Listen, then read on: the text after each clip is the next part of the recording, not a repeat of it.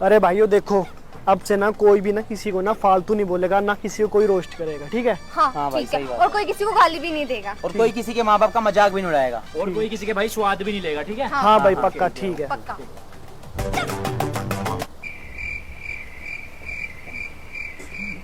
बोल लो कुछ। अबे साले तुम बोल ले कुछ, चुप करवा रखे तब से। और ये महेश दल्ले का बोल बोलने के लिए। तेरा बाप है महेश दल्ला। रहने दे बेंचो, रहने दे, मत बोल। अबे गाली साले देने के लिए तूने मना किया, खुद कह रहा है बोलने के लिए। और ये क्या मैगी जैसे बाल कर रखे हैं? ओ छपरी के चुप रह। ये छपरी देख, शॉर्ट वाला चश्मा लगा रखा है, छपरी। क्या है भाई? रहने दे, तू रहने दे, पकड़ इसको। यार अबे साले तुम रह ही नहीं सकते यार, एक दूसरे को उल्टा बोले बिना। तेरे को किसी ने कहा है हमारे साथ रह, चला जाए ऐसे। रहने दे, ना बोल रहे थे। आया बड़ा जेन जी का 14 महेश दल्ला।